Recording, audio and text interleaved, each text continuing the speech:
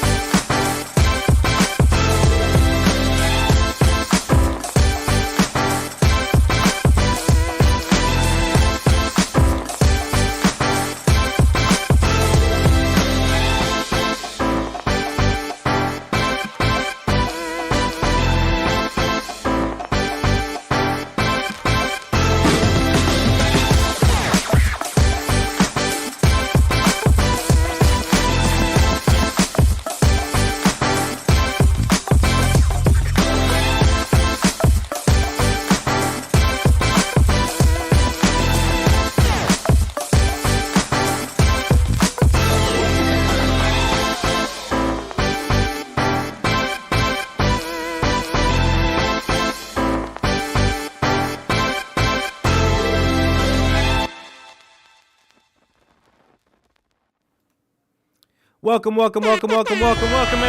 What's going on? Happy Friday. What's going on? Hey. Thank you all for being here. Welcome on in. Tonight, we kick off the, unofficial start to the podcast. I've been doing these interviews for some time now, interviewing Latino and... Hold on, let me make sure my audio's on. Y'all can hear me, right? Oh, hold on. Oh, hello. Make sure all my settings are right. All right. Hey. Welcome. As I was saying, so tonight starts the unofficial beginning of the podcast that I've been working on for some time.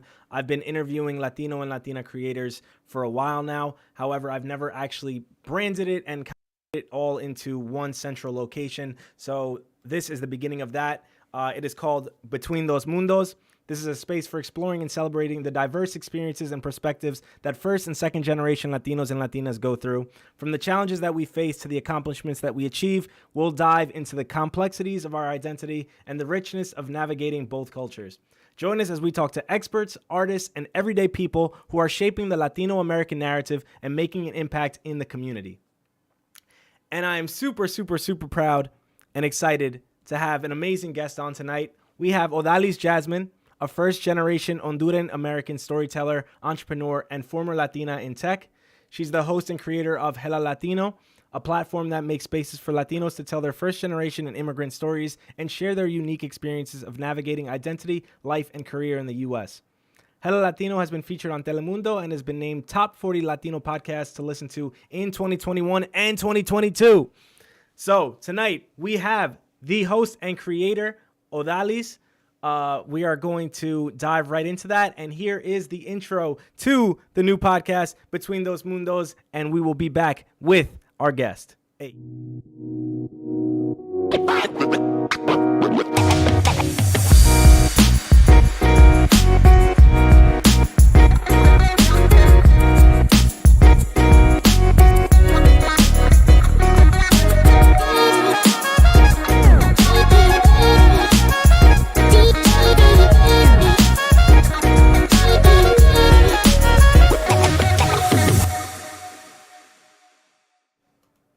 Hey, and as I said, welcome. How you doing, Odalys? I'm good. I'm excited. I love this platform. I love what you're creating, and I'm excited to be a part of it. Hey, thank you so much. Well, real recognize real. I see the work that you're doing, and that's something that definitely made me want to reach out to you because I saw that you were sharing a lot of stories that I love listening to and are the type of stories that I'm interested in. So just earlier, me and my wife were listening to your Canticos episode, and we're listening to it, and they start talking about encantos and canticos, and my wife, who teaches Spanish to kids around the world, was like, oh, canticos, I use canticos. And I'm like, oh, I didn't even know that. I love that. That just made my whole heart whole because I love being able to just celebrate the Latino community and highlight who we are, what we look like, our culture, our sazon, and also all the things that we're creating for the community. So I'm just excited to be able to do it. And this is what you're doing too. So hey, and which is good because you interview so many people that, you're giving them the microphone, you're giving them the spotlight. So every now and then in the conversation, obviously you're going to share details about your life and stuff, but the spotlight that you're giving them in the platform is really for them to share. So I wanted this to be a spot where now people who listen to you could now know more about the host. So, for those that don't know you, please tell us a little bit about yourself. Where do I start? I think you already read my bio. It's, who am I? I like to say I'm a storyteller first and foremost. And I do that through a few different ways. I do it through the podcast. I do it through experiences and events and like, how do we bring together community, right? And I also do it when in tech. And I know I said former Latina in tech, I'm going back into tech. And I just love being able to tell stories of our community, but also create spaces where our community was maybe not traditionally welcomed into, and it wasn't really made for us. So I love creating access and opportunity and connecting community, but all through stories. Amazing. And I can't wait to ask you about, like, going in and out of the tech industry and stuff. And we'll definitely get into that. But I had one burning question that as I was going through my research, I needed to know, what is a cataracha? Catracha. Cataracha. There we go. Catracha. Uh-huh. That's how you know I'm not that Catracha. familiar. Right. I love how you said cataracha. Catrachos is a way to describe Hondurans. It used to be our indigenous tribe, Catrachos, and it's just like a way to describe us. And it happens with every culture, essentially. Like Mexicans like to say Chicanos, Hmm. and Costa Ricans say Ticos. I mean, everyone has their name, right? So we are Catrachos. Cataracha. Okay. See, Or that's Catarachas. catarachas. Yeah, with the fancy style. So Right. here in New York, you run into a lot of Dominicans, a lot of Puerto Ricans, a lot of Colombians. Yeah. Hondureños is people from a country that I'm not too familiar with. So outside of, like, Yeah. pupusas, which I love pupusas, I'm not too familiar with it. And I would love to, like, hear about, your upbringing, your childhood, your relationship with Hondureño culture. And then also, I know you're first generation Latina. Yeah. So if you could tell us a little bit about, what was it like growing up? Is English or Spanish your first language? Oh, Spanish is my first language. Hmm. I like to say like Spanglish is what I feel most comfortable with. I Hmm. grew up, I'm the youngest of seven. So my childhood was very fun, Hmm. a lot going on in the house all the time. Um, and being the youngest, I think really like I have younger sister like energy. People have said that to me before. It's really right. Like I'm truly the younger sister where I'm very like observant, but I also love like just community. Like I crave sounds funny to say attention, but I crave like community attention. You know what I mean? Like I want people to see Hmm. us through our stories, through who we are. And so a lot about who I am is centered on just being the little sister who grew up watching all of her siblings grow up through life. But there was also this first generation pressure. I was one of two that were born in the US. And that came with a lot of different expectations, right? Like your brothers and sisters couldn't go to school because they didn't have their papers, they didn't have access. So you, Odalys, you have to go and get school, get a degree. You have to get a good job. You have to make good money because you don't have an excuse to not. And so for me, I internalized so much of my childhood as I don't have an excuse. I have to be super successful. So let me go into college and like not just do the bare minimum. Like let me do above and beyond because Hmm. I'm trying to make it right. But a lot of the first generation experience is navigating some of these feelings of pressure, and at the same time, when you get what you're working toward, there's also guilt associated with it because it's like, what makes me so damn special? Like my Yeah. siblings are also really, really talented. They just don't access, and that's why I'm really big on representation and access because it's so hard to be what you can't see. And when you don't see yourself represented in some of these spaces like tech, how do you maneuver and act and how do you kind of navigate that space Hmm. and not sacrifice anything about yourself, how you look, how you talk, how you dress to fit into that space and know that you belong just as you are. Hmm. So a lot of my experience has been navigating, I mean, first gen, just navigating the shit out of the world, trying to figure out like, how do you do this? How do you ask for more money? How do you negotiate? How do you do, I mean, de todo, all of it. De todo. And being Honduran has all the sazon. It's a lot of really, and for context, my family comes from La Costa Norte, so San Pedro, it's Caribbean coast, so a lot of Caribbean culture. And so my family is they're very loud, they're very loving, they're very food is love.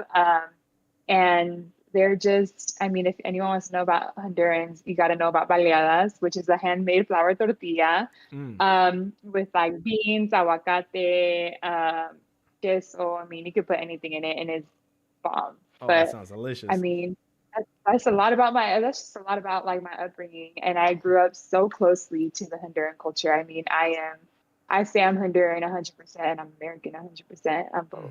Yeah, yeah, the 200%. That's like a term that I had come across is like we're 100%, the country of our family, of our parents, but we are also here, born here. So it's like a very Yeah. different experience. And what's it called? I We're wanted like to the ask, bridge, if anything. You know what I yeah, mean? We're yeah, like the and bridge between the two cultures. it's interesting because lately, there was like one interaction I had on TikTok where this woman was saying like, you know, we're not real Latinos. You know, we're seen as gringos to the people in Latin America who are like born and raised there. And I understood what she was saying, but I was like, we're both Latinos. Like, I shouldn't have to feel any less Latino because of where I was born. Like, there's still cultural ties. I'm pretty sure the definition itself is like anyone with ties to Latin America, not just born and raised in Latin America.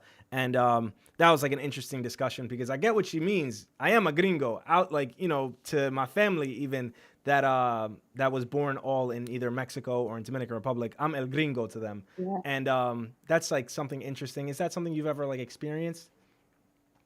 That's, oh my goodness. I understand what she's saying, but I think that's also the problem, right? Is that we can't help but feel like we don't belong in either world when both worlds are telling us we're not enough for the world. You know what I mean? Like we have Americans saying like, "Oh, you're too Latina, you're too different," right? And then we have our own people telling us like, "You're not Latino enough," or "You speak the language funny," or "You don't know how to say certain words," or "You're not real Latino." I have never encountered that comment, but I've encountered so many moments where I felt like that. Mm-hmm. And the perfect example is funny because I went to Guatemala a few years back to do like a volunteer trip. And I'm not from Guatemala, I'm from Honduras, but we're like basically neighbors. And so I go over there and it was so interesting. It was so funny. One of the little girls that was there was like, you're a gringa, right? And I was like, I mean, yes, I'm from the US, but I'm Honduran. And she's like, oh, is that why you know how to speak the way we speak? And I'm like, yes, that is why I speak the way you speak, because we have very similar Yeah, accents. you're like neighbors, right? And we're neighbors, yeah. And it was such a funny moment because she did see me as different, but she's like, you speak like us, but like you look different or you act different.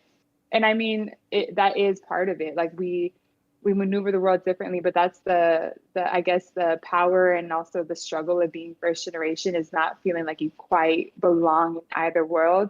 And it takes a lot of work to really realize that we are Latino. I mean, people in the US. You saw Bad Bunny at the Grammys. He literally said to all my Latinos in the United States Yeah. too, and he shouted us out. So, I mean, we're part of the community, and I think we as a Latino community need to do better in bringing folks together because we can really thrive together. But Latinos, we are so protective of our own flags. We create competition all the time.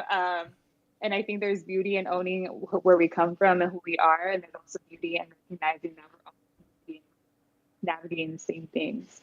Yeah. Oh, beautifully said. And it feels like gatekeeping sometimes, and like that's what I don't like about it. Is like we should be united, and like Yeah. there's no one singular thing that makes anybody Latino. It's like a whole range of things. And one of the things that people often like Yeah. to bring up is like, oh, if you don't speak Spanish, you're not as Latino. Like, and there's the term no sabo kids and stuff, which I recently learned about.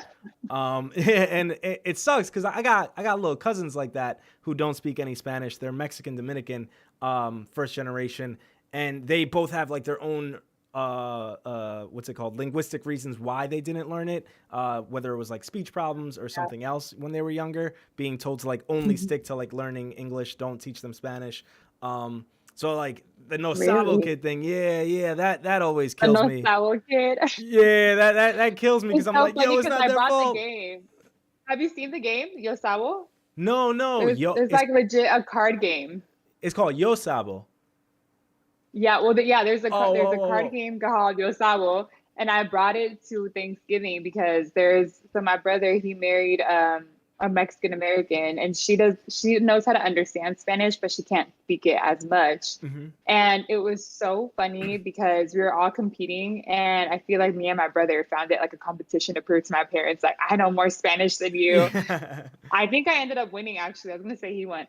Mhm. I ended up winning, but it's so funny. Like I do see so much value in preserving the culture through language, but there's different ways to preserve the culture. And I think it doesn't come with the way you speak or where you come from, but it really matters of I always like to say the esencia Latina, like the essence of being Latina is like just part of us, the warmth, the funny, the dynamic, three-dimensional versions of just Latinidad is just so beautiful and so diverse. And I am trying to really represent all of that in the podcast and really represent what does it mean to be Latino and really show our own community what this looks like.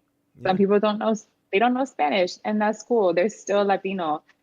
And some people look different. Maybe they're way lighter skin with blonde hair. They're still Latino. Like, Mhm. I think it's important to know what Latinidad looks like and educate not just our own community, but educate folks outside of it. I mean, I remember being that person in class educating folks on what it meant to be Honduran, right? Right. Like I was like, no, Hondurans, we don't say tu, we say vos. Hondurans, we don't like spicy, but we love like a good plátano and we love a good like baleada, Mhm. or pupusa. Like I think I always took that like on myself to represent Hondurans, and I wanted to create a space where we can all talk about our flags and where we come from, because there's similarities and there's beauty in all of it, right? You cut out a little bit towards the end. Would you be able to just repeat that like last few lines you said? Oh, last few lines. What did I Yeah. say? Where did I end?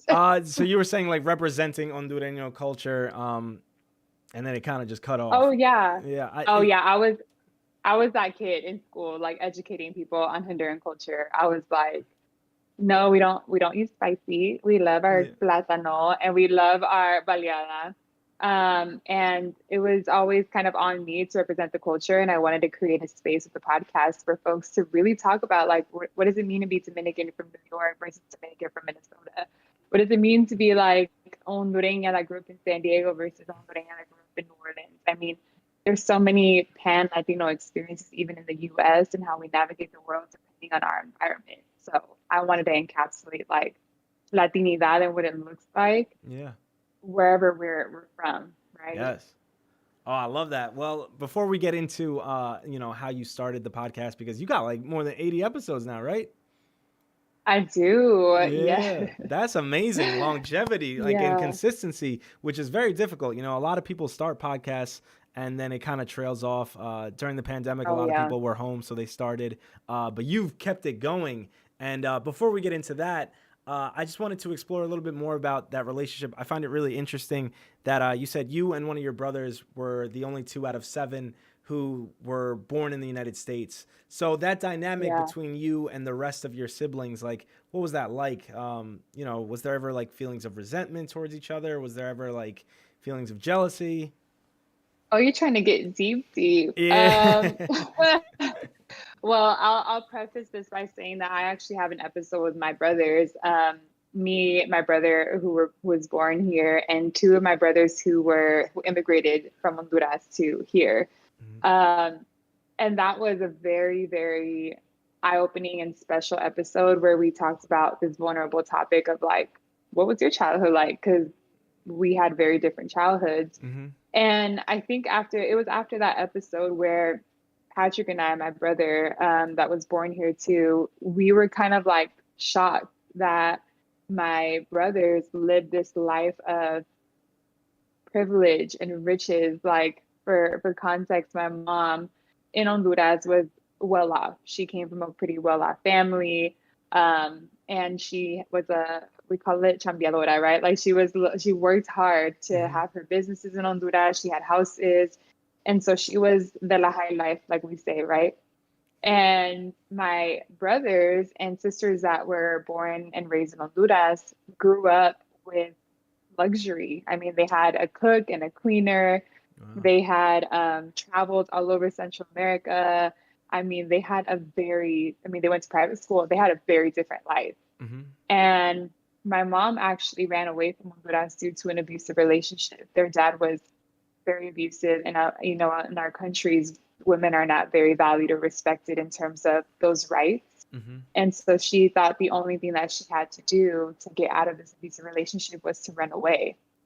Mind you, she was pregnant with my brother Patrick, and she had all these kids, all these 5 kids. And so one of my brothers stayed in Honduras. He was older, and she took the 4 kids, my brother Patrick in her belly, and she came from Honduras, got all their visas, did the whole thing, hid this from the man, and then ran away to San Diego, Wow. where she eventually had nothing. And it was such an eye-opening moment of my family came from so much in Honduras to nothing in the US and continue to struggle in the US in terms of like economic prosperity. It's not easily accessible to them. Whereas Patrick and I grew up very differently. We grew up in a poor household, and that's what we were used to, low income area, known as the most dangerous area in San Diego. Poorly funded schools. I mean, like that's the area we grew up in. And then we kind of went to college, we had access to these resources, and now we're building lives where we're more financially abundant and financially independent. And so I feel like we did this like crisscross almost like, oh, you live this life first, and then I'm trying to live it now. And I don't know if there's any experience that's better than the other, but it's just an experience that we were both kind of realizing like, oh, this is very different. So different. Yeah. And I think there was never any resentment. I think sometimes I felt guilty. I mean, a lot of the times I feel guilty. Like even when my mom is at the dinner table talking about, oh, la niña, they call me la niña. They're like, oh, la niña está haciendo esto y el otro. And she's like bragging about me. And I'm like, stop. Because I feel awkward because my brother could have easily done that if he had access, or my sister could have easily done that if she had more opportunities. So sometimes I feel like I have to like shrink the shine a little bit because I don't want my family to feel like I'm above them by any means. And I know Patrick's dealt with the same, and him being a father now has dealt with other first generational moments, right? Where he's just like, how do you navigate parenthood as a first generation man? Mm-hmm. And so, I mean, there was no resentment, but I think there is a lot of reservation on my end and Patrick's end of just, we don't want to brag about ourselves too much almost in the family, but our families never said anything about that, never made us feel anything other than support. But it's just more of a intrinsic feeling of just the access that you get as first generation being born here. Wow. Yeah, that's and so like when I came across that tidbit, and I think I can't remember which podcast episode it had come up, but I was like, I definitely want to ask about this because it's such an interesting dynamic, and I didn't know that backstory of them in Honduras and like their background before they came here. So that's Yeah. it's really an interesting story and a really cool Yeah. relationship. I'm definitely gonna go check out that episode. So that'll be in the show Yeah. notes, everybody. That'll It's definitely be in called there. it's called El Sueño Americano. Mm-hmm. Yeah, that's awesome. And nobody had like any reservations of like opening up. Like they were kind of just natural. Like because you're a podcast host, Well, right? Not yeah. Well, you everybody's know used to what's being on funny? the mic like that. No, I'm definitely the one in the family that's like, let me tell all the tea about what we like went through, and everyone's like, oh my God. Mm-hmm. But no, I had asked permission for the family before I went out and I told my story because I knew I wanted to start the podcast and start the first episode with me talking about my experience, my story, which I mean includes my family in there, and a really hard moment of going through homelessness. So I literally asked them individually, and I'm like, are you okay if I talk about being homeless and what that was like? And I don't want anyone to feel uncomfortable. Um, and the ones that I was worried about asking were my parents. I was like, oh God, I feel like, there's like this thing about Latinos. They're like, la ropa sucia se lava en casa. Like we Are they don't more go and private? yeah, way more private. And so I sat them down. I was like, hey, so can I talk about this story? Uh-huh. And to my surprise, they were both like, they looked at each other and they were like, well, I mean, it happened. It's real. Like, Mm-hmm. it's your story. Go for it. Mm-hmm. And I was very surprised by that. And I'm actually in June of this year, I'm doing a series with my parents to talk about this immigrant and first generation experience, and almost having a conversation with them about it. So Oh, more soon. oh, that's Um, amazing. yeah, I'm so excited for it. But they were okay with it. And then when I asked my brothers, "Hey, do y'all want to be a part of this?" I think like you'll realize it in the episode who's the oldest brother and who's the youngest, because I feel like the youngest brother, Patrick, who was born here, he was very open about everything. He was Yeah. very much like, let me tell you what happened, let me tell you my experience. Whereas my oldest brother was more reserved in the episode. Like, you don't hear him talking a lot. He says a few things here and there. He's very much like, yeah, I mean, that happened.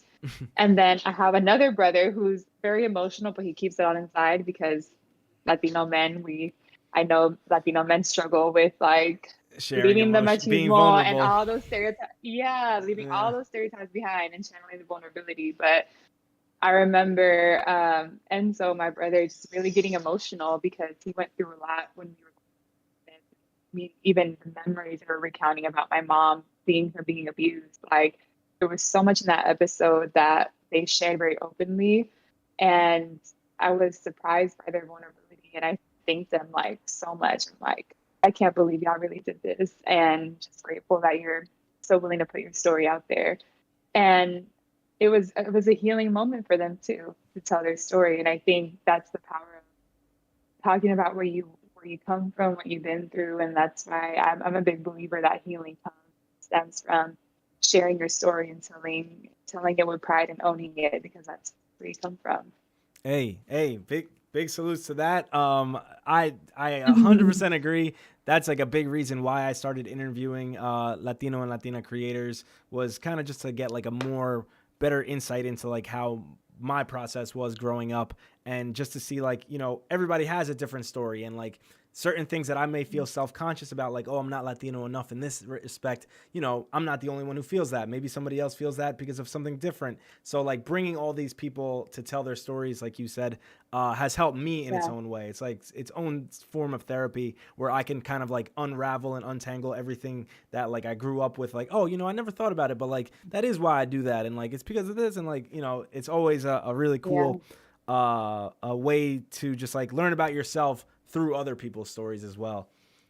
Oh my God. And I feel very, very lucky that I get to listen to these stories firsthand and have these conversations. Like, I am sometimes so honored by folks and their vulnerability, and them being able to really just be open and honest and real about what they go through, what they've been through, and their struggles, and also their big triumphs and what they're building for the community. And I'm like, I think this podcast and being the host of it, I've always loved being Hondureña, Catracha. I've always loved being Latina, but there's this like different amount of pride I feel with the podcast. And I always say there's a life before the podcast and a life after. Like, there is this like deep sense of pride of just being part of the Latino community as a whole, Mm-hmm. because we are just, I mean, people are finally catching up to our hype. Okay. Like, I think we're really something special, and we've been so overlooked for so long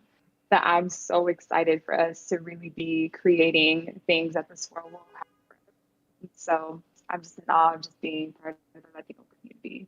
Hell yeah. And you're creating the platform where people can, share the stories and raise awareness on so many things. Now that we've talked about it so much, can you tell us about how the podcast started? I know it started in like 2020, correct? It did. Yeah, it was a pandemic baby. Pandemic power moves, I like to call it. Um, it started with, it was a few things that were happening during the pandemic. One, career-wise, I had created this role for myself at my last company, or my previous company at the time. I was mentoring a lot of first generation Black and Latino students, and it was my favorite thing to do. And I was doing workshops with them, talking about how to tell your story in an interview setting, how to tell your story on LinkedIn, how to tell it in general. And really fell in love with that work, but that was only like 15% of my role. And so when the pandemic hit, I was now at home, and I wasn't going out meeting students. I wasn't doing the work that really filled my cup. And so I was just kind of like yearning for a place to give back somewhere, somehow. And I felt like my role at the time was very not what I wanted to do with my time. Like I'm a creator and I felt like I was kind of bogged down by not creating. And so I had moved back home to San Diego. I was living with my parents. And by the way, living with your parents at an older age is so different. It hits so different. Yeah, And it yeah. was the first time, since I left for college. I was 17 years old that I moved back with my parents. Mm-hmm. And it was to take care of them, make sure they're safe because pandemic was scary when it first started. And the pandemic, like career stuff was happening. And then family wise, I was spending a lot of quality time with my mom, my dad. And we had these things called cafecito and chisme, which is one of the things from our podcast. But we called it amongst ourselves cafecito and chisme. And my prima would come over every now and then. We just have like these deep, long conversations about where my mom came from, about my grandpa, my grandma, people I haven't met in the family, all the family drama, all the family beauty. Like it was almost like I got like a first inside scoop on like my family history. And then I realized that as we were having more of these cafecito and chismes that like I didn't know a lot about my parents' upbringing. I didn't know a lot about their story. And realized that so much of what they've been through is so rooted in who I am. Like the more my mom shared about her journey, her story, her struggles, the more I started to see her as like a human being. And I'm like, wow, like my parents really just navigated the shit out of a country that was not created for them. And they did it with just a dream. And they wanted to create a better opportunities for their family. And they did it not knowing the language, the culture, and not sacrificing the language of the culture. You know what I mean? So I really just started to be proud of like my family and our generations and what my parents did for us. And then I realized Latinos don't really know about our history in general. Yeah. Like we don't learn about it in class. Like we don't have a class dedicated to Latin American history. We have European. Well, I had European history and U.S. history, but like there's no Latinidad in there. You know what I mean? So I clearly had a lot of time on my hands, and I was like, let me learn about Latinidad and where we come from and our history and our. I always say this word wrong. Colonization. What is that? um, colonialization. Am I saying that right? Colonization? Colonization. I Colonization, I can't. think. I I don't can't. know. Yeah, I you got can't it. say We it. get the But you know what I mean. You get the drift, right? So I wanted to learn a little bit more about just where we come from in general. So I started doing a lot of research. I started reading books. I started watching like movies and shows, documentaries. I started just like engrossing myself in Latin American history and learning like where we come from, learning about the Mayans, which is directly related to me. I'm Taino, right? Like there's so much history and generational. There's a lot of generational trauma, but there's a lot of generational power. I'm like, man, the Mayans, they created math and architecture and science, and they were so genius. Like they were so smart. And if you think about Incas, I'm like, look how creative and philosophical they were. And I mean, look at Machu Picchu, right? Like they literally did that. Tainos were like the sweet, just community type of tribes. And like I just started learning about our history and where we come from and what happened to our history, right? Right. Why was it erased? Where does it live now? Like, you know what I mean? And so kind of became obsessed with learning about Latinidad. And then just things started to happen where I was listening to podcasts. I was binging two in particular. One was called Con Todo, Brown Love. It's a Netflix podcast. If you haven't heard of it, it's like a short series one. It's amazing. Oh, I'm gonna check it out. I listened to a podcast called California Love, which is one of my other favorite podcast short series. And then I listened to Unlocking Us by Brene Brown. And so I binged all of these podcasts and I was kind of obsessed with like the platform of what a podcast can do, just the stories that you can share and the auditory experience. And I wanted to, and I remember this so vividly. I was sitting down with my parents and I was like, Mommy, Papi, like, what if I create a platform for Latinos, for immigrants, for first generation Latinos to talk about their experience navigating identity, career, culture in the United States?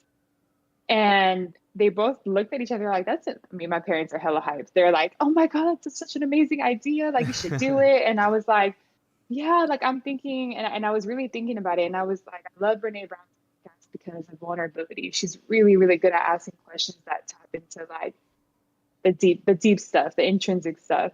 And I love her storytelling. And then I love the celebration of culture and cultura with con todo.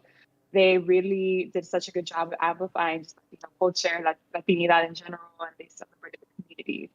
And then what I loved about California Love was this like, if you listen to it, there's just like this beauty in the way that he talks about where he came from. And he's very honest and very real and very just like soft spoken. And he's just like he's a storyteller. And he talks about his community and where he came from, which is LA, South Central.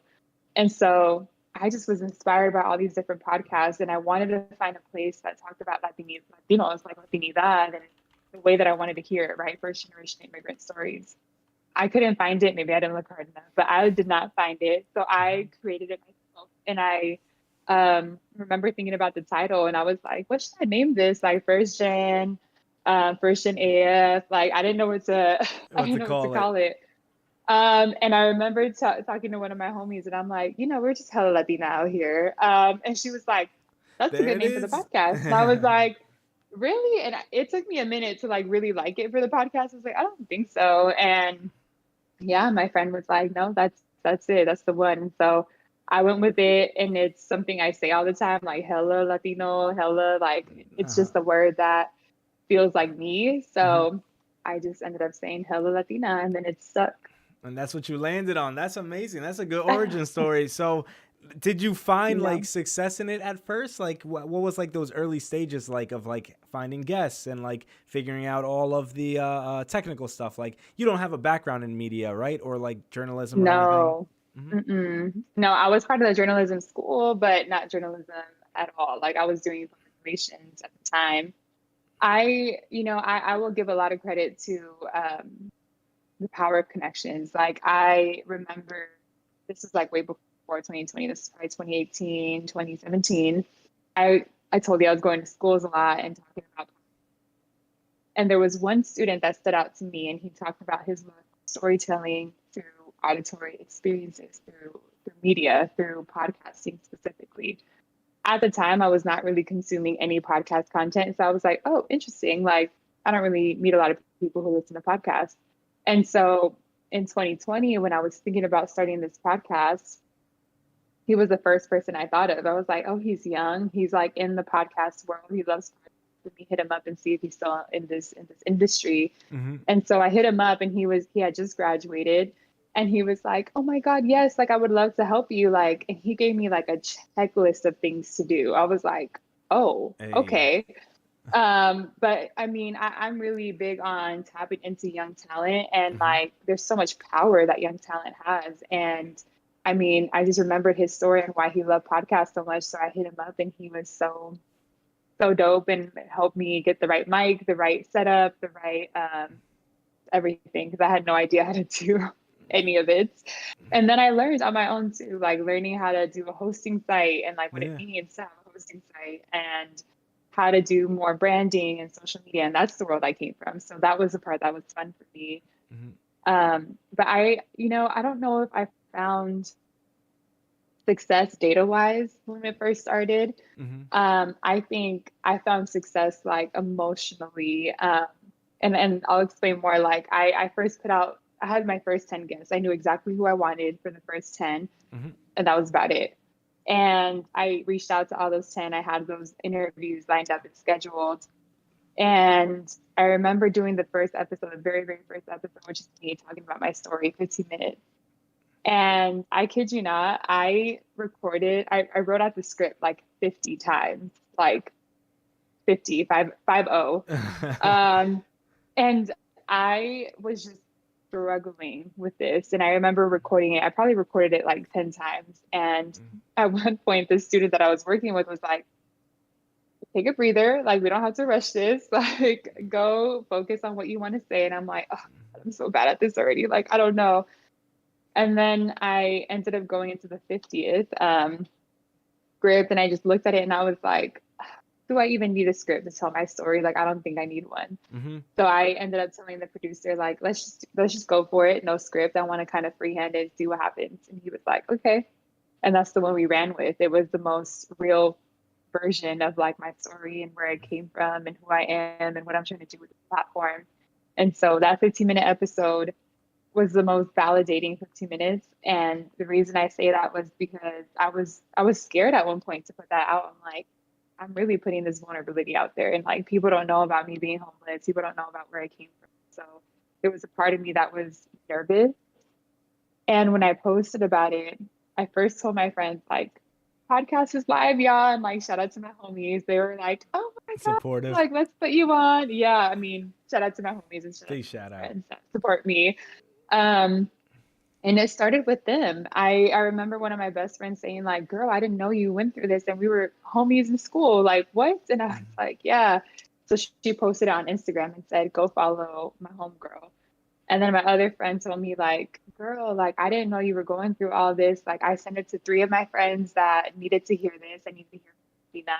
Just like community started. And I started getting all these followers, all these messages, all these DMs saying, like, thank you for sharing like your experience and story. I went through something similar. And I was just like reading these messages. And I mean, I think my first episode got like 100 listens the first week. And I was like, oh my God, I That's did mad that. good. Yeah. Um, and I was just like blown away. Like people really listening to my podcast like that. And it was just for me a reminder that there's power in storytelling and there's power in vulnerability, and it connects people, it connects communities. And so the first 10 episodes, I was going through each kind of person and was very surprised that I wasn't the only one feeling it. Like, you know, in the back of your head, like, I can't be the only one. Yeah. And then really sitting in those interviews, like, oh my God, like, you get me and we're not alone. And it was a very validating experience those first 10 episodes. And what happened after was all those people started referring me to their friends and saying, well, you got to connect, you got to interview that person. And then it just became like a trickle effect. And I'm 80 episodes deep now. Yeah, that's dope. That's amazing. Big congratulations to you. Like I said earlier, Thank longevity you. and Thank you. consistency is super, super rare, and it's super hard to like, keep yourself motivated. Nowadays, how do you go about like selecting your guests? How do you go about like, making sure things stay fresh, that you keep innovating, that you keep finding new topics to speak about? Like, what's the process like now that you're like 80 something episodes deep? Yeah, well, I will start by saying I wish I could highlight everybody's story. Because I'm like, whether you are an influencer, don't have social media at all, like I feel like there's power in all of our stories. And I that's how I tend to function. I have a lot of folks that reach out to me and ask me like, can I tell my story on your platform? Which I always feel really honored that they feel like this is a space where they can do that. And so it kind of starts with like more of them reaching out to me every now and then. I mean, I do my own research still. Who can I get on my podcast and whose stories do I want to amplify here? And sometimes it just comes when it comes. Like I was watching Designing Miami on Netflix, and I remember thinking it would be so dope to have this girl on my podcast. And so I just hit her up in her DMs, and she said, yeah, and that episode's airing soon. Hey. But like sometimes it happens like that. And I don't always get DMs back. I don't always get the stories that are shared with me on the podcast, but most of the time, I think the work becomes organic at some point. Like it's just kind of part of the rhythm. Like people come to you, want to tell their story, or you see someone on TV that you're like, that would be so dope to have them on the podcast, and you just reach out. And a lot of the times I get referred to, like someone just hit me up yesterday and said, hey, my friend would be so dope for this. She's a Latina with a PhD. She does XYZ. And like they gave me almost like a resume. And I'm like, dope, connect us. Like I want to chat. Yes. But sometimes it happens in a lot of different types of ways. And now I'm in a place where I want to iterate and I want to create new content that adds to this like platform. And that's why I'm doing this series with my parents, because I mean, their story, like my story is rooted in their story, you know what I mean? So I want to talk about this like immigrant parent and first generation child. Like I want to talk about that dynamic. And so I'm hoping to create more content like that where we get to have our viejitos in the room too. And I also have two different kind of spin-off series that I do with the podcast. So I have one called Unfiltered with one of my homies, David Martinez, who has Rural, his business. Yeah, I went to go see them live at the Samsung event that he had. Oh, Yeah. dope, dope, dope. I wish I could have been there. But I mean, he and I wanted to create a space where we talked about our own stories and we were unfiltered about the things we were going through. So we created Unfiltered. Mm-hmm. And then I have another spin-off series called Hella First Gen, where we talk about the first gen experience, Black, Latino, Asian experience. Like, let's get everyone in the room. It's not just Latino experience. First generation it comes through a lot of different cultures. So it's how I keep content fresh. It's like, it's really motivating just to hear people say thank you for this space. And finally, I have a space. You know what I mean? That's the motivation. That's what's up. I love that. And yeah, always shoot your shot. Like a lot of these people might seem like, oh, they're on Netflix, so like they're unreachable, or like, they're like they got too much notoriety and they're not gonna want to work with somebody who like has less notoriety than them. But like sometimes they just want to collaborate with like cool creative people. And if you shoot your shot, they might, it might work out. 100%. So I love 100%. And I'll tell you this. I just watched Acapulco on Apple TV, which is like the first bilingual show that I'm actually like so into. If anyone wants to watch bilingual content, highly, highly recommend. Acapulco. Acapulco on Apple TV. I ended up seeing like this, when you're watching a show, you like Google all the characters and you're like, oh, who's this? Who's that? Where do they come from? And one of these girls like reminded me of like Hondurans, you know what I mean? I'm like, is she Honduran? I don't know. So I Googled her and turns out she's half Honduran, half Venezuelan from New Orleans. And I was like, oh my God, like, let me reach out to her and let me get her on the podcast. And she told me when we just recorded, by the way, that's also coming out soon. She was like, you got me when you said you're Honduran too. And she was like, oh my God, Hondurans are not out here like that. Like, let me go on her podcast. Yeah. And so I think, again, not everybody DMs back, but I think it's really dope when people do, because you can tell their intention is to really just amplify their story and help other people who can benefit from it. But yeah, I mean, the podcast has really grown to be something that's way bigger than I ever would have imagined. But I think it's the power of, we need more spaces to feel seen and heard and realize that we're not alone. We're all navigating this first generation Latino identity, and there's power in knowing you're just not alone.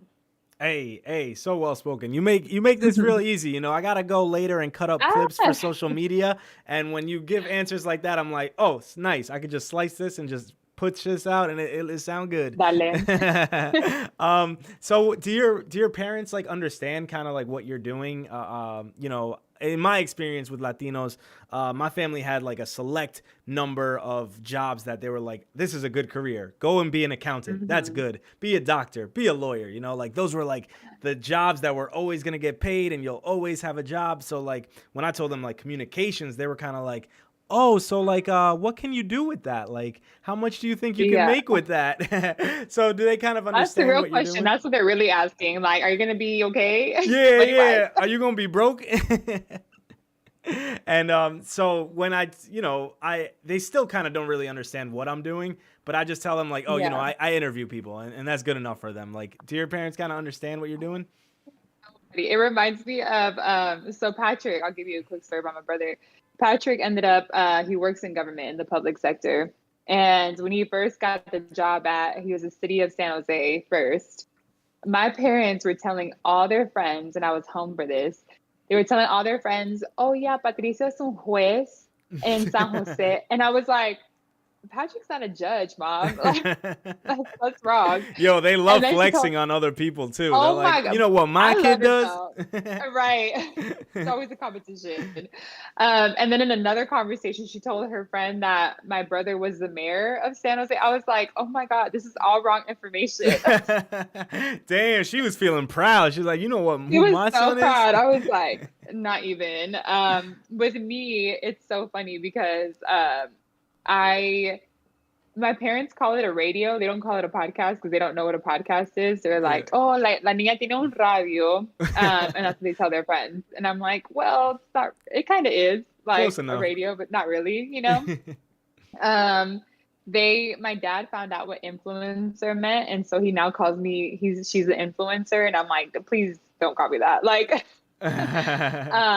and so I think they don't know, but they're proud, Yeah. like I don't think they necessarily understand what this podcast world is or looks like. But my mom's so cute. She listens to every episode and she doesn't understand half the things that people say because it's in English, but she is just so proud. And I remember when that episode of My Brothers came out, she listened to that every day for like a week and was like tearing up just thinking about her kids. Like, I mean, she did that by herself, raising them. And then my dad came along and then I came along, but like she really was a single mom for a lot of her life in the US. And I think there was so much pride with listening to my brothers recount these stories.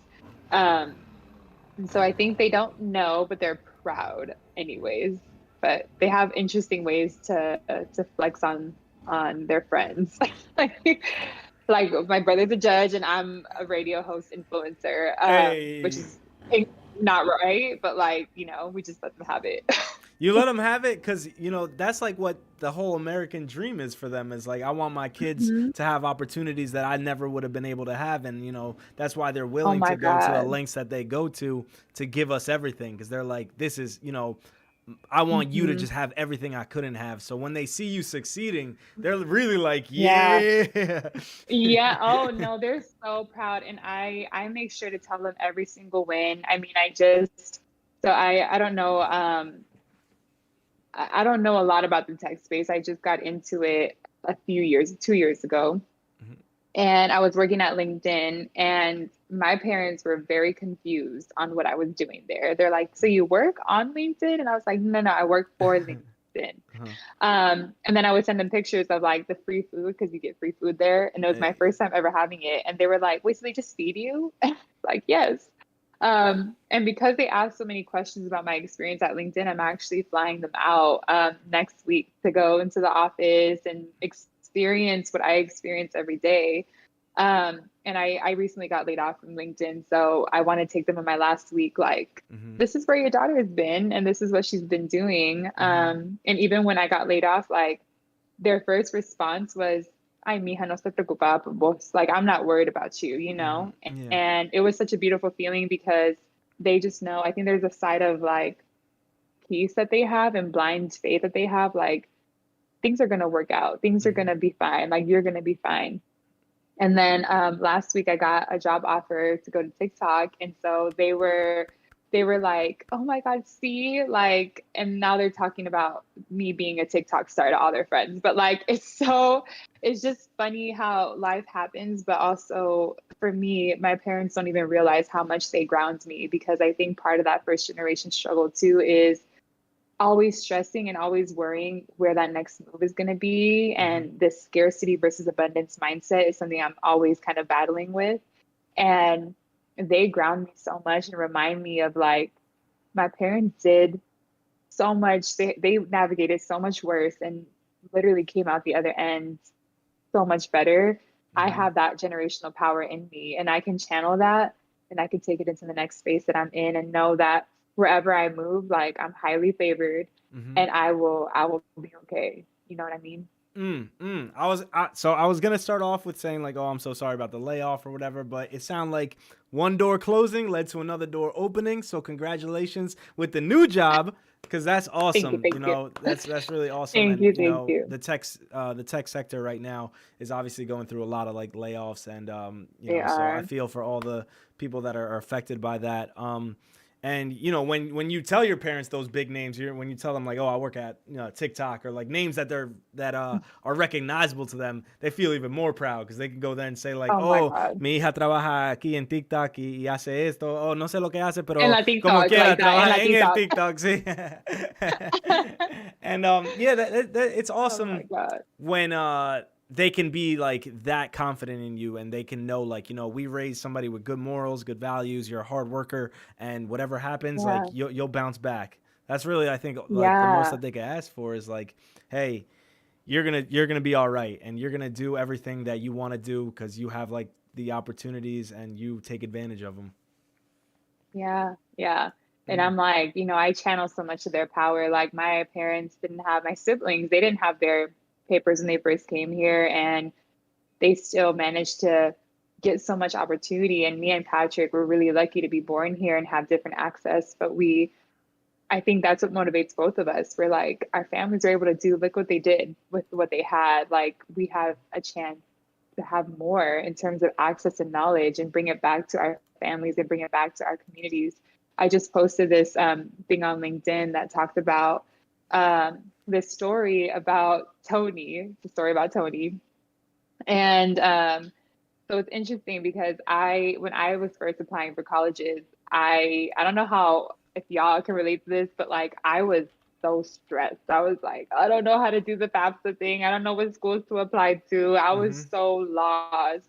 And Patrick had been part of this program called Upward Bound, which I didn't have access to, but he met this guy, Tony, through the program. And Tony helped him get into college. Mm. And so my mom, I was like literally stressing out. I was like, mami, no sé qué hacer, no sé qué hacer. And she was like, oh, ¿sabe qué? Yo conozco al Tony, el que ayudó a Patricio. El So Tony. she's like, let me call him, El Tony. So she called, literally finds his number. I don't even know how she finds it. I think she found it on like Facebook or something. She like did some Mhm. magic, la Facebook. And so she finds Tony, calls Tony and says, hey Tony, I will give you, yo te doy a rack of ribs and ensalada de papa y arroz con pollo if you Mhm. just help my daughter apply for college. Yeah. And so Tony shows up, he helps me with college. He like gives me a lot of peace, and he was there every step of the way. When I got my SJSU, I went to San Jose State. When I got my acceptance letter, he was there celebrating with me. When I graduated, he was there celebrating with me. When like, and every step of the way, he still follows up. Mhm. And it's so funny because full circle moment, I get a call. This was like a few months ago. I get a call from my oldest brother who had just moved to the US like 10 years ago. And he was like, oh, yeah, like I need your help with Angel, my nephew, who's about to apply to college. He doesn't know how to do it. We don't know how to help him. Like, can you help him?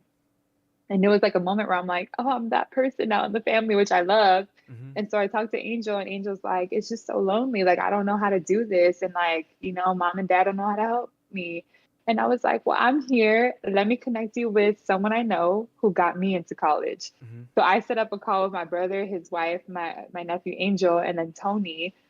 And Tony walks him through, gives him all these tips, and like is just doing his counselor thing. And my sister-in-law at the end was like, Tony, ¿qué te damos? Like, what do we do? Like, how much do we owe you? Mhm. And he's like, well, like for this family, it's usually a rack of ribs. And I think that's such a beautiful story of just like that's what generational access and power looks like, is when we have these community people in the community to lean on. And I think someone commented like, may we all know a Tony and be a Tony, you know what I Hey. mean? And I think there's so much, just so much power in the community if we just lean on one another. Yeah, for real. And like, we always see like the big podcast people, or like in any industry, the big people, like they're the face of it. They got a whole team behind them. They got a whole network of A support and whole everybody. team. Yeah. So like smaller Yep. creators like us, like we running around doing like multiple roles, like trying to do this, reaching out to guests, writing up questions, doing research, doing the technical stuff, doing the editing. Like Yep. it's always good to have some good support. So may we all find some Yep. Tonys out there. Hey, Tony, shout out. Big shout out Tony. And you know, when it comes to starting up the podcast, what were like some of the most impactful stories that you've heard? What were some of the most like memorable moments? Like what has shaped you into like, wanting to continue this, and like, maybe even like made you think about something in a different way? That's a great question. One of my favorite episodes is one of the first ones I had with someone I used to work with, and it's called Vida Undocumented. And she talks a lot about her identity not being Latina or first generation. Her identity is undocumented. And that was a very interesting experience for me to hear about because I can't relate. I don't know what it's like to be undocumented. And she's my age and she's talking about she navigates the world very, very differently because fear attached to like her living life. She talked about this party where like, you know, she was scared because like the police came and she like, you know, there was a different fear attached to it versus the people she was around. Feeling shame for talking about being undocumented. I mean, there was so much that she taught in that episode about the undocumented experience and identity that I think everyone needs to know about. So that's one of the episodes, Be That Undocumented. You know, one that was very, it was impactful because it was hilarious the way he told his story. And I really love humor. And I think Latinos do that so well. We're just funny. I had this Afro-Dominican on the podcast. His name is Joshua Encarnacion.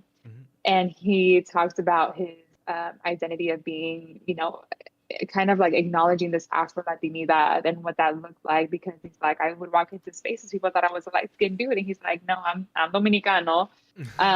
And so he was almost like educating the audience through humor. Like, this is what I came from. This is what I looked like. And this is how I hated the world. He was talking about his experience in the East Coast versus coming to California. And like, it was a very beautiful episode on just the identity, like racial identity of Latinidad. And one that I also I didn't know what that experience is. I don't know what that experience is and what it looks like. And so the fact that he was able to share it with humor, with raw vulnerability and with just beauty it was everything.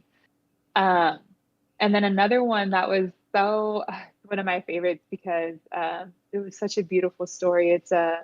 She's half Nicaragüense, half Black, and she talks about being like of two cultures.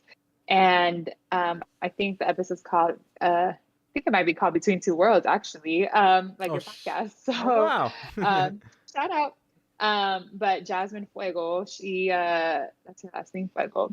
But she talked about being bicultural and biracial and owning her Latinidad while not knowing the language, not knowing the culture, not really growing up with either side and feeling like she wasn't enough of either. And her story was so beautiful because she really talked about being in between two worlds and how she navigated that. And so beautiful story. And she talks about this really transformational moment when she goes to Nicaragua and she really like gets in touch with her Nicaraguan side. So 3 of my top favorite episodes, but I feel bad saying that now. I'm like, yeah, I'm sure you loved them all. You loved them all. The other 77 were great. I'm sure it was hard to pick. That's a lot of episodes. It was a lot of episodes, but those are the 3 that I think for me stand out the most: the undocumented experience, the biracial, bicultural identity, and also the Afro-Latino identity. Hey, that's what's up. I gotta reach out to homie and have her on here. That way we could be between 4 worlds. Jasmine Fuego. Jasmine Fuego. We're going between 2 worlds times 2. So we'll be between 4 there worlds. You go. Between 2 worlds squared. Hey, there we go. Can you speak to the importance of amplifying and uplifting underrepresented voices in media and storytelling? Like, because some people, I see it online all the time, they just don't get it. Like, they're like, you know, when you'll see headlines like, oh, this is the first time that Mexican American won an Emmy or something, they don't get it. They're like, why should we care about this? Like, we shouldn't have headlines like this. Let's just like kind of like, you know, everybody should be equal. And like, they simply don't understand what it means to look up at the TV and not have that representation there, which for someone who was born in 93, like for a long time, it was like that, right? Like all the TV shows, all the superheroes, all everything, it was just white on the screen.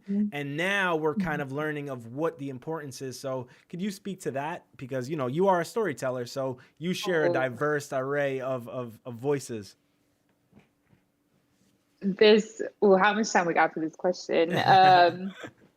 Man, it's so important. Like, I can't even begin to say like the power of representation and what it means like for us. And I I'll start by saying like what was back then. Like I think the only Latino show that I was even able to watch was oh, what was her name? Oh my God, it just left. Ta Taina? Taina. That Do you remember that show on Disney? on Disney. Nah, I thought you were gonna say Sábado Gigante. That's like the main show that I really No, watched growing I up. mean like American, like Latino Oh, American. Latino American. Taina, yeah. Taina. I'll Yeah, look it up. Taina. She was if y'all know, y'all know. But Taina Oh Morales, she was, yeah, yeah, do you know yeah, what I'm talking about? That was like yeah. deep in that memory, huh? That's like she was a princess, right? No, she's Taina. not a Oh, princess. Taina She's Soy. I'm a looking at something singer else and then. actor.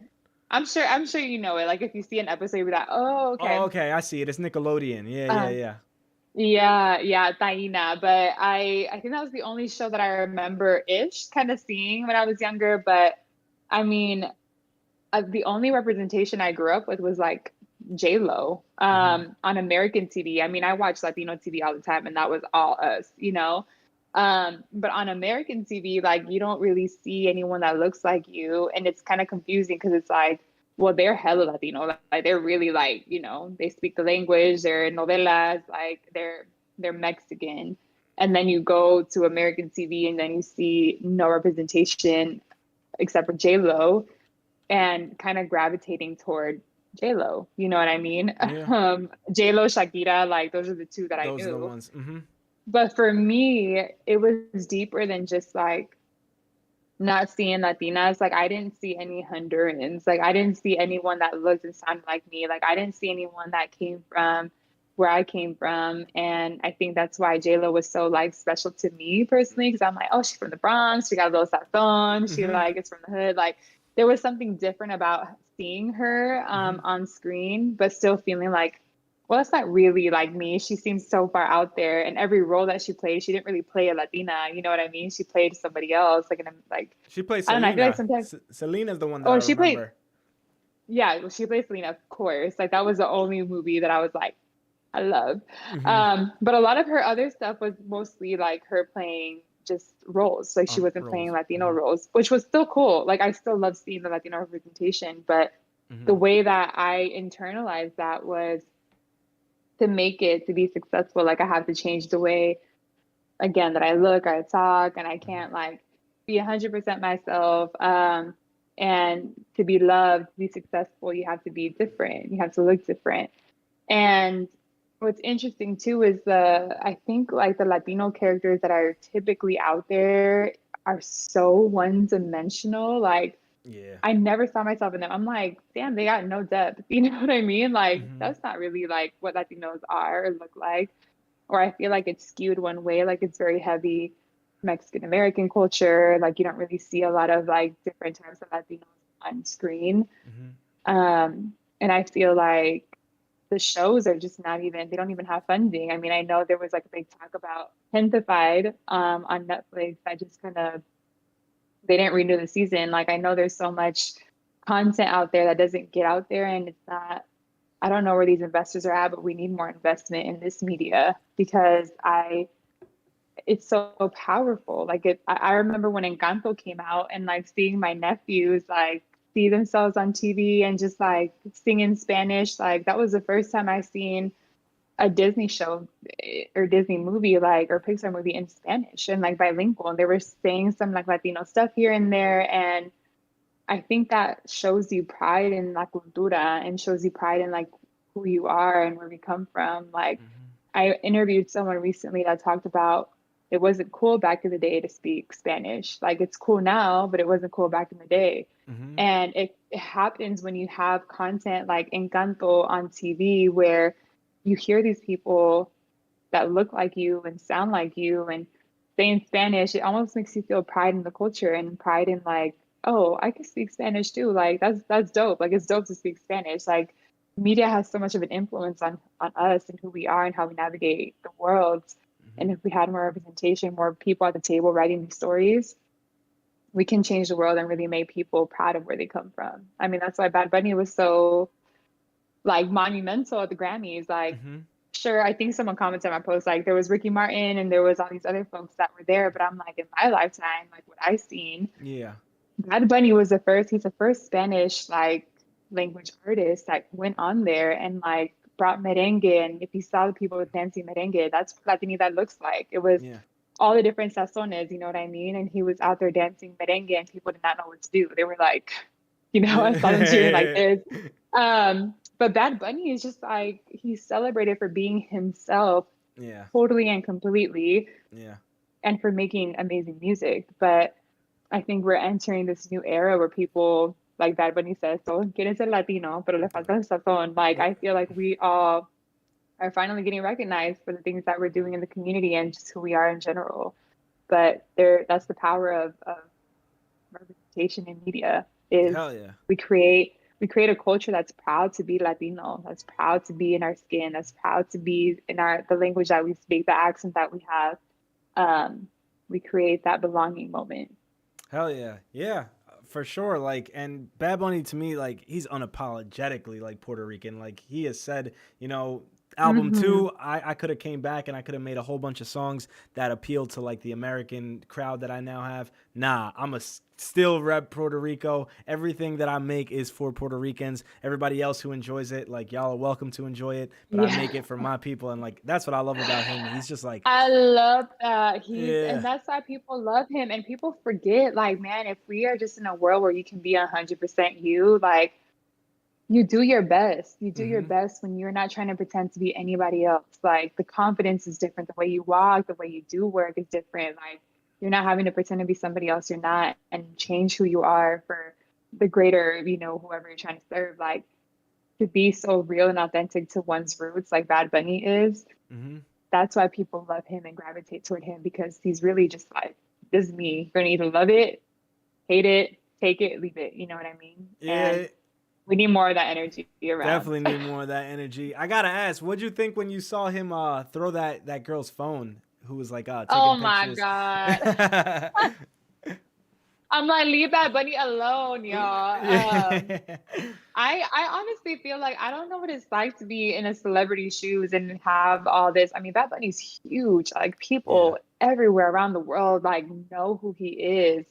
And I can't imagine how hard it must be. Like, I don't want to say like, oh, pobrecito tiene todos those fans, you know what I mean? But like, honestly, like, you never know what someone's going through on the inside. And whatever happened, whenever the reason he threw that phone, like, he ended up saying in an interview, like, sometimes I just want to talk to people. Like, I don't want a phone in my face, someone taking a selfie. Like, sometimes I just want to be like, hey, talk to me, say how are you? Like, Yeah. So in a way, I empathize with him because he got so much slack for that. But I think what he said in the interview following, he was just like, it's tiring to have people human. like, Yeah, literally, like, in your face, I see you, like, take a picture with me. He's like, and it's like something that I can't comprehend, because like when I go out and I do interviews on the street, I'm always like, oh, excuse me, I would like to ask you some questions. I just have the camera rolling and like I don't want to put this in your face, and I'm like super self-aware of like, hey, people just want to relax and people just want to chill out, like in these scenarios. Like, not everybody wants to be on camera, so I'm like super self-aware of that, to the point where sometimes I'm almost like a little bit too shy to even go up and ask people. But there are some people who are out there just like, yeah, hello Bad Bunny, how you doing, what's going on? And it's like, oh not really God. treating him like a human. I know if I was in Bad Bunny shoes, I'd be like, get out my face. Like, you don't have to be all up in there. But I think, I don't know. I have so much empathy for him. Cause it's like the first thing he's ever done since he's been like out there, and people are like, oh my God, Bad Bunny. I'm like, leave him alone. Like, he literally had one moment where he was just like tired and like, no, I don't want to deal with this. And people just couldn't let it go. But yeah. For sure. When I first saw it, I was like, damn, he could have just like threw her phone on like maybe the floor next to her, but like he chucked it in the water. He was mad. Like, you could tell he was like, yo, I've had a long day. I think he just got off a concert too. Like, that's like getting off of work and just having people just run up on you like that. Like, it's too much. Like, no, sir. Too damn much. And back to like the importance of having representation and having these stories be told by people within the community. Like, it's very different to have let's say somebody from Mexico tell the story of Mexicans. Or it's very different to have Dominicans tell the story of Dominicans than it would be to have a white person who's telling the story of what he thinks it's like for a Mexican in the United States, or what he thinks like it's like for a Dominican in the United States. Like they have a thought of what they perceive it to be like, but then we're actually living it. And like having those stories be told by us is super important to have. Like, you know, there are things that there's no way you could really know unless you live through it, unless you've spoken to other people in the community. Like to speak to all these people on DACA or all these undocumented immigrants, like it's very different to have like, you know, some Hollywood writer who lives in fucking Beverly Hills being like, oh, you know, this is what I think it's like, you know, you need that lived experience. 100%. And you know, I haven't really like found a show that I feel like really encapsulates at least like my Latino experience. One show that I really fell in love with was Acapulco on Apple TV, because I think we need more bilingual content, because personally, like I grew up in San Diego, all my friends are bilingual and I speak English like fluently. And it makes more sense to me than just sticking with one or the other. And this is the first show that I watched where I was like, oh, this is cool. They're like switching back and forth from English and Spanish. They make it so normal. They make it so like, you know, because it's normal. And it's created by Eugenio Derbez. And so it's created by a Latino, and it's all Latinos on that show. And they're all, I mean, some of them are first generation, some of them are immigrants, some of them like have a little bit of both. But I think it's such a beautiful representation of just the culture and what you know we sound like, and how we vibe and how we navigate again the damn world. You know what I mean? Yes. The Derbez is so funny. Whoever said that, yeah, the Derbez is so funny. He is actually partnering with the co-creator of Encantos, Steve Wolf Fiera, I think his last name is. And they created this company called Tripas, like three pas, not tripas. But it's a fun initiative to amplify more Latino content and more Latino stories. And Stephen Wolf, he's Dominican, and they're ready to create more content about Latinos. Hey, hell yeah, that's what we need. We need more of it. And now, question. So I saw you opened up for the HPGM Fall Summit. HPGM being an organization that advances Hispanics in Wisconsin. It was a keynote on owning your story. So are these like speaking engagements kind of coming now after people have seen like what you do with the podcast, or like how's that working? Is that more related to your like day job, or how's that go? It's all the podcast. I have been doing a lot of speaking engagements for a while now. And I think I mentioned earlier, like my first, my job in the pandemic, I was going out and I was talking to these students and I was doing a lot of speaking engagements. And so that one was for work. And there's something about being in front of a crowd and a mic where I just like, I love it. I love being on stage and talking about my story and talking about I still get nervous. I'm still like, oh my God, I'm about to go on stage. But when you're up there, like there's so much, it feels like you're channeling all your like, not to be woo woo, but like your ancestors' power. Like I'm here representing my community, and I'm here to try to uplift my community that's watching me. And so I just get excited when I'm up there. So, I mean, all of this has come from the podcast. And I do speaking engagements probably once or twice a month. And for different schools, organizations, sometimes corporations that work with their employee resource groups. So it all depends. Like Hispanic Heritage Month for me is like so busy. Yeah. But I love it. It's the work that I think we all need to tell our stories as Latinos and really show the world who we are. That's amazing. So is that kind of how the Telemundo interview happened? So yeah, so funny enough, I'm hella out there. Like I post on LinkedIn almost every other day, like talking about just the first generation experiences, my experiences.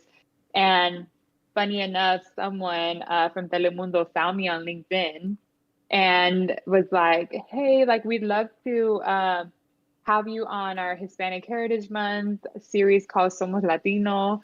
And can you talk about like your podcast? And I was like, what? And I thought it was a joke. I was like, is this spam? Because the person that reached out to me had like 20 connections, and I was like, this must be like spam. That can't be real. Uh-huh. And then I messaged her back, and she was like, I'm so excited to have you. And it was legit. And yeah, they came to my house. They had the camera and everything. And I was like, oh, okay. And It you was did it so in fun. Spanish. We have it up on the screen right now with no audio, but you did do it in Spanish. Did you feel I like did. comfortable doing the full interview in Spanish? It's so funny because I feel very comfortable with Spanish, but some words se me van. I'm like, ¿qué quería decir? Like, you know Sí, what I mean? sí, sí, sí. But I mean, if anything, I was almost nervous for my family to see it because they be judging my Spanish hard. So I was like, oh my God, I'm so nervous. But it was fine. Like, it was so comfortable once I got used to like speaking in Spanish, in an interview setting. And I mean, it was fun. And the interviewer, shout out to her, she really made it feel so comfortable and so genuine. And she's Colombian, and she was really impressed by like what I created. And she was, if anything, we became friends after that. And I have a picture of her somewhere here, but Oh, oh, that's it's what's up. her. I literally have a picture of her. Hey, that's what's Um, up. yeah, but she made it such an easy process. So it was fun. It was really Hey. fun. Yeah, shout out Colombia. My wife is from Colombia. I just visited for the first Oh, time last summer. Went to shout out. Cartagena. Super, super beautiful country. Ah, Super warm people. Um, and with this Telemundo interview, um, so they came to your house. It's only 2 minutes, like 11 seconds. Did they ask you like, was it like a longer thing that they cut down, or how'd that work? longer thing. Yeah, they were here for like 3 hours.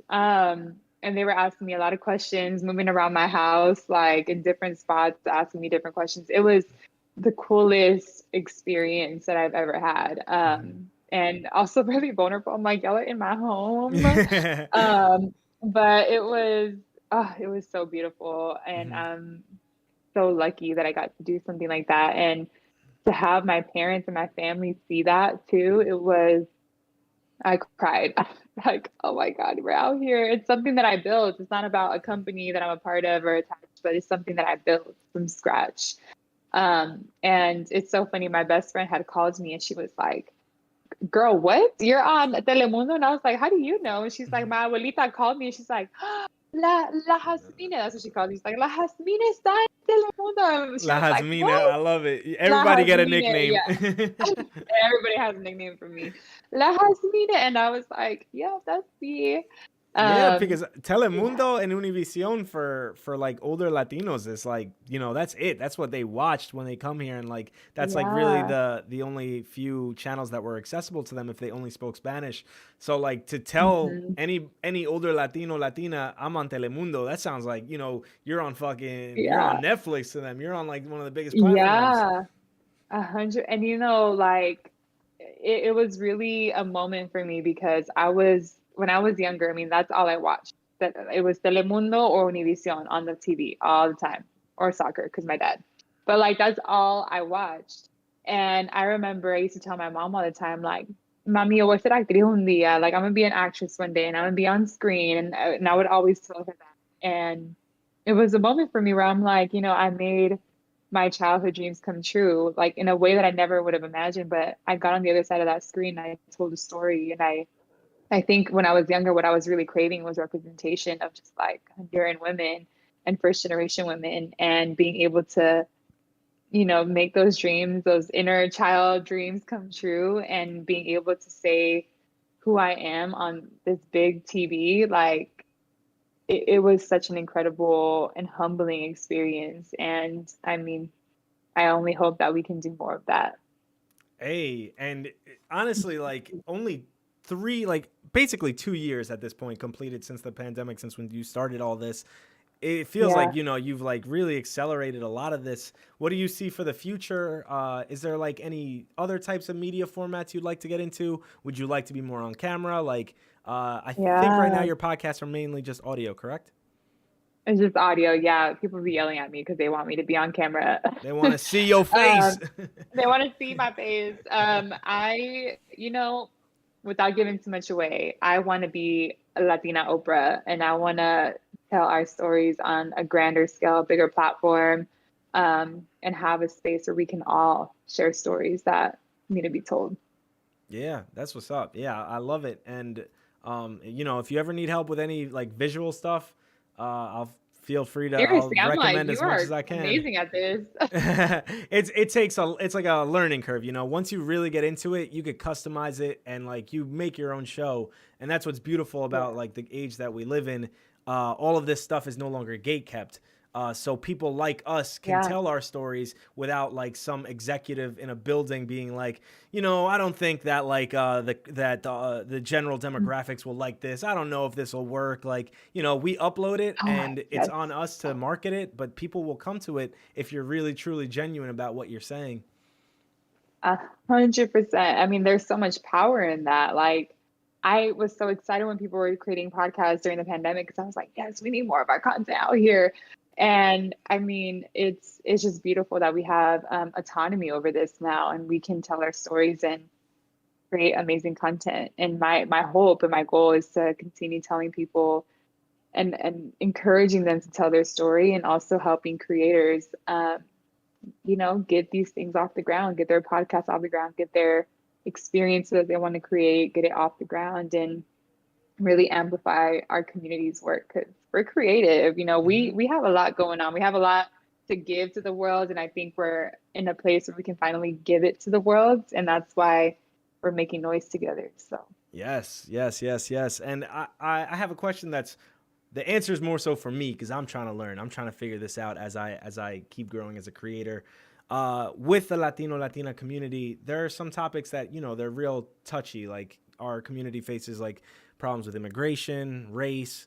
yeah. There's really sensitive topics, trauma, therapy, things that being vulnerable. Sometimes people aren't so great at speaking about. How do you navigate those kinds of like more sensitive topics when you talk about them? I was listening to I can't remember who it was. You were talking about therapy, and it's one of the more recent episodes, and it was great. One of the Mhm. things that you had spoken about was you know Latino families, when they get into these big fights or a big drama happens, they don't say anything about it. Everybody kind of goes their own way, and then the next day you kind of are just like, oh, quieren café, quieren desayuno, ¿qué quieren hacer? And they kind Yeah. of just like try to walk away from it and shrug it off and not really, have any reconciliation or like any self-reflection on like, hey, this made me feel like this. It's kind of just like sweep it all under the rug and like, let's keep going. So, these types of topics that you cover, how do you navigate talking about these sensitive things? I feel like there's two ways I want to answer this question. One is I feel like I almost take it upon myself to be the voice of like, this is what I go through. And I am such an open book because of it, because I know, again, we're raised in a culture where we're not supposed to talk about a lot of things and you keep it all home. And I think a lot of us, even myself, still struggle with that. Like, how much do you really give away? How much do you really talk about you? You know what I mean? And something that I talk to Babel about a lot because we're both in the space, it feels like I've taken on this role where I want to be vulnerable and I want to talk about real things because I want the folks in the community to feel safe enough in their own respect, in their own worlds, to talk about what they go through. And so if I'm answering that question from a personal level, like I feel like I want to be that voice. And then what will happen is hopefully a trickle effect. Like someone's going to be like, well, I want to be the voice about X. And then they start their own podcast, or I want to be the voice about this. And they start their own project. Like, I Hmm. hope it could start this ripple effect. And slowly we can get to a place where we can really talk about some of these taboo topics. Um, the other thing, just on a podcast level that I share, is just bringing in people that are comfortable talking about it. You know what I mean? And so the episode that you listened to was Latinx therapy with Adriana, Hmm. and she talked about her experience becoming a therapist and experiencing therapy and what she created with Breyer's ice cream, right? Like the conversaciones vainilla. How do you have these type of conversations at home when there's generational differences, and how do you navigate certain questions like el novio? I mean, there's people like I'm not an expert in a lot of things. Like I'm an expert in my own story, but how do I bring people who can talk about something like therapy? How can I bring in an Afro Latino to talk about their experience? How can I bring in an Asian Latino to talk about their experience? How do I bring people at the table so that I'm not trying to tell their story, but they're telling it from a place that's raw and real. And so I feel like the taboo topics are always going to be there. I mean, I've gotten questions on why don't you use Latinx for Hello Latino, right? Like, why do you have the @ sign? Why don't you use the X? There's so many taboo conversations in the Latino community, but I think if we keep it real and we have honest conversations and bring the right people to the table, we can really create this dynamic in the community where we're more open and more willing to listen in to other perspectives and experiences, even if we disagree, you know? Yeah. For sure. And oh man, the Latinx one is like, it gives me PTSD because there's been so many times I've uploaded clips like speaking about it, and like the comment section is just like, what the hell are you saying? You're destroying the language. And I'm like, yo, like, and I've gone back and forth on how I feel about it. I understand both sides of the arguments. And sometimes it's just hard for me to integrate it into my own vocabulary. So I've come to the point where, like, unless somebody asks me specifically to say it, I kind of just say Latino, Latina. But that's like one topic where I'm like, oh my God, every time I upload this to like Reddit or anywhere to promote, it's just like, ah. I know. I'm actually working with an ERG right now to create programming around that. Because there's so many identifiers that we have: Hispanic, Latino, Latina, Latine, Latinx. I like to say Latinidad just because like it encapsulates it all, but I also know that there's power in just respecting what each of us want to identify as, and knowing there is no right or wrong. Like, you could just agree with what you agree with, but what I want to do is show the history behind these terms so that we can all make an informed decision around, do we want to identify as Hispanic? Do we want to identify as Latina? Like, I think once we have knowledge and education around where these terms originated from and how they were created, we can make more of a decision on, okay, this is how I want to identify, and this is how I want to move forward. You know what I mean? Yes. But I think there's so many ways. I mean, the first question I start every podcast episode with is, how do you identify and why? I've had 80 episodes, no one to answer that question the same, even if they're from the same country. Because, for example, I've had one Dominican say, yo soy dominicana. That's it. I've had another Dominican say, I'm Afro-Dominican. Another Dominican say, I am Dominican American. Another Dominican say, I'm first generation Dominican. I mean, there's so many ways that we identify because our experiences are so different and vast, and there's power in all of it. And I think if we just understand, and this is why I'm a big part of, like, my whole platform is representing what Latinidad really looks like, one story at a time. Because if we really listen to these stories, we really know these are the different perspectives. Like, there's more empathy when there's storytelling. You know what I mean? So that's really what my platform is based on. Like, let's just listen to the community and their stories and what they choose to identify as, because none of it's right or wrong. Yeah. Can you say that last part after the right or wrong? I think that last like few words just like cut off. Oh, I'm so bad at this. I'm like, what did I say? Right after right or wrong. I think it's just identity. Identity is all about our experience, and we have to take all of that into consideration. And it starts with listening to the stories and making sure that we know these are the shared experiences and the different experiences that we have in the Latino community. Yes, beautifully said. Yeah. And I look forward to those projects because I think that's the biggest misconception of that word is, like, every time I've seen people with like angry comments, they're just like, only white people use this. Like, this is used by only Americans. And it's like, from what my understanding of is that it's people in the Latina community that have non-binary relatives or friends, people who don't identify as either Latino, Latina. So that's a way to be able to speak to them in a respectful manner. And like, people just don't get that. They're just like, no, white people came up with this. And like, it would be super helpful for people to just get a basic understanding of, look, this is where the word originated from. This is the purpose of it. And then people make their own conclusion after that, honestly. 100%. Yeah. And so now as we come to like the finale of the live portion, right before we do the bonus content, please give yourself a shout out, plug all the things that you want to plug in. I'm going to take this from your podcast I know you do the brindis at the end, and I'm gonna let you do the brindis. That way, somebody asks Oh wow, I you, have the my hostess. what do I want to cheers to? Or okay, first I'll say how to connect with me. You can literally find me anywhere at Hello Latino or Odalys Jasmine, my name. If you go to www.hellalatinopodcast.com, you'll find everything about me, how to connect with the platform, how to listen to the platform, etc. And I do everything these. What do you want to cheers to and what do you want to manifest? I want to cheers to, first of all, you, because you are creating a really fun, dynamic show where, I mean, I'm watching on this screen and it's just so beautiful how you're putting this together. And you're also interviewing and hosting, like, powerful. Hey. So shout out to you for creating this space. And I want to manifest for every Latino to just be unapologetically who they are in every space that they're in, and know that whether they see themselves there or not, that they are powerful, that they are beautiful, and that they belong in that space. And I hope we all intrinsically believe that about ourselves. So I want to manifest that for our Latino community. Hey, salud.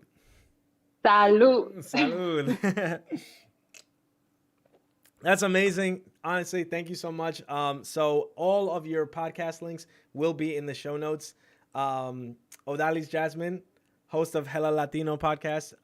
Honestly, that's just the start of the list. I'm sure that in the next few years, you will have a list of other shows that you're working on. So I can't wait to have you on again in the future if you are interested. And from here on out, and we will end here the stream. Everybody, big shout out to y'all. Thank you all so much for coming through the live part. Now we are going to cut this and then go to a separate just local recording. That will be on the Patreon that I launched, which is like a big project that I want to just put myself into doing in the next few weeks, launching that with a lot of bonus content. Thank you, Sundere-chan, my wife, for being here. Great interview. Thank you so much. I know she's working on her own stuff on the side, but she's got the interview up. Colombiana. Everybody, big shout out to y'all. Thank you so much. And I will talk to you in a second, Odalys. Let me just end this right here.